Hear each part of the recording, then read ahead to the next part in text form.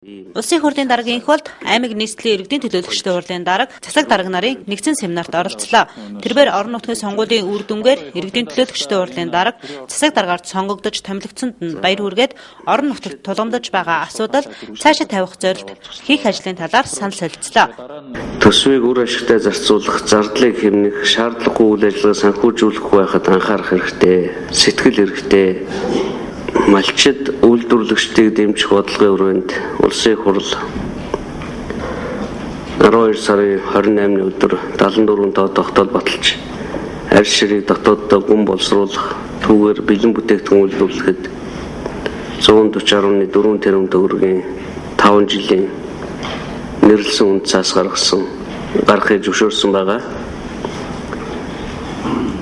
Энэ нийгмийн усурыг зөв ашиглаж чадвал малын гаралтай түүхийдийг боловсруулах түүгээр бүтээгдэхүүн хийх олон үйлдвэрийг дэмжих олцоотой. Орон нутагт өнгөрсөн жил улсын төсвийн хөрөнгөөр баригдсан зарим барилгын ажлын гүйцэтгэл онд амжсан материалын үнийг зохиомжлоор өсгөдөг, төсвөөс нэмж мөнгө авдаг, чанаргүй барьдаг гэх мэт олон алдаа дутагдал байсныг улсын хурлын дарга шөмжилж байлаа.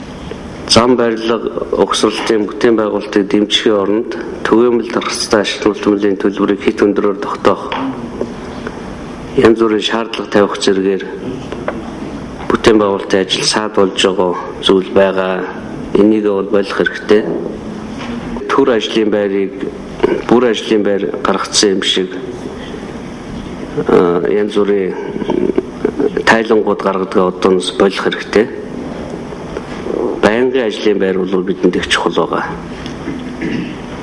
Тэм учраас хөдөлмөрийн яамны ажлын үр дүнг байнгын ажлын байрны тоогоор үнэлэхээр ярьж байгаа. Орон нутагт ажилдаа орлоготой монгол хүн үндэсний дунд хугацааны хөтөлбөрийг хэрэгжүүлж байнгын ажлын байр бий болгоход дарга нарыг онцгой анхаарч ажиллах хэрэгтэй гэж улсын хурлын дарга зөвлөж байлаа.